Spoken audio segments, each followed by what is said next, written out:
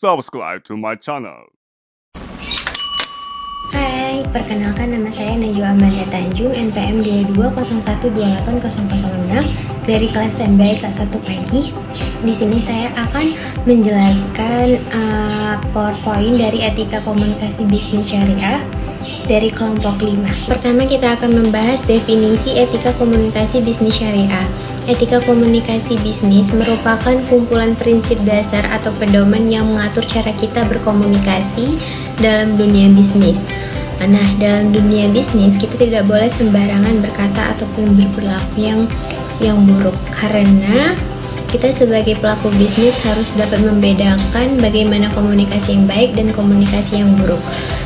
Kita sebagai pelaku bisnis harus berperilaku yang baik agar mendapatkan feedback yang baik juga dari konsumen ataupun partner bisnis kita.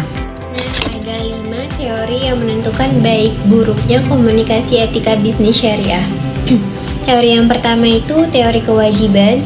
Di sini maksudnya ialah dilarang berbohong merupakan kewajiban moral yang harus ditaati tanpa terkecuali. Yang kedua, teori manfaat. Maksudnya adalah semua aktivitas yang dilakukan harus memberikan manfaat kepada orang lain. Yang ketiga adalah teori hak. Teori hak ialah menekankan pentingnya menghormati hak-hak konsumen.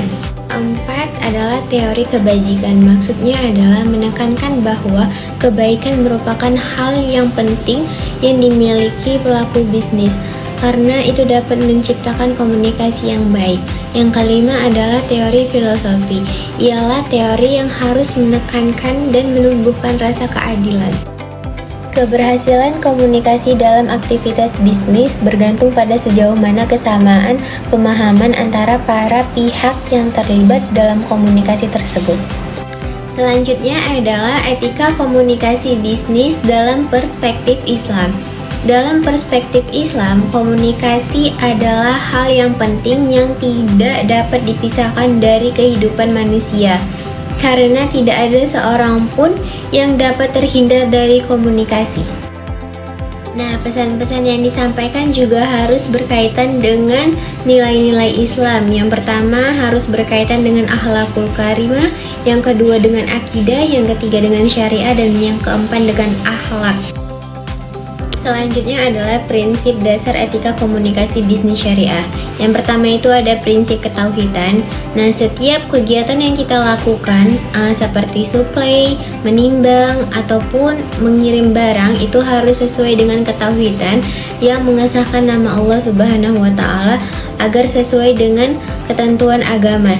Kedua, prinsip keilmuan. Seorang wirausaha muslim harus memegang prinsip keilmuan, karena segala sesuatu yang kita lakukan berdasarkan ilmu. Kita sebagai wirausaha yang baru harus mengetahui bagaimana seluk-beluk suatu bisnis tersebut, baik praktiknya, pengolahan bahannya, maupun promosinya harus dengan yang baik. Maka dengan itu kita harus menggunakan keilmuan. Yang ketiga adalah prinsip keadilan. Prinsip keadilan yang dimaksud adalah kita harus menentukan atau menempatkan segala sesuatu kepada tempatnya, atau sering disebut dengan proporsional. Nah, kita harus memberikan ketentuan ataupun porsi tertentu kepada siapapun yang berhak dengan sesuai kadarnya masing-masing. Perilaku keadilan ini menjadi cerminan utama dalam prinsip wirausaha syariah. Yang keempat adalah prinsip tanggung jawab. Prinsip tanggung jawab ini merupakan suatu prinsip fundamental di dalam etika bisnis syariah. Nah, seorang wirausaha muslim harus bertanggung jawab dengan apapun konsekuensi yang telah dia lakukan. Yang kelima adalah prinsip kebajikan atau ihsan.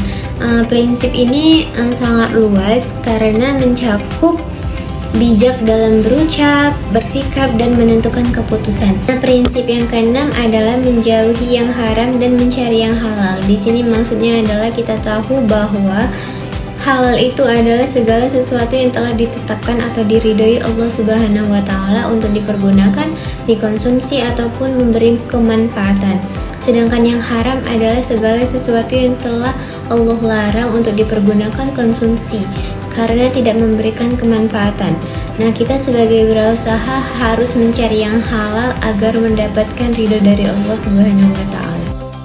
Yang ketujuh adalah prinsip kebebasan. Prinsip kebebasan yang dimaksud adalah bukan sembarangan melakukan segala sesuatu tidak berdasarkan landasan atau aturan.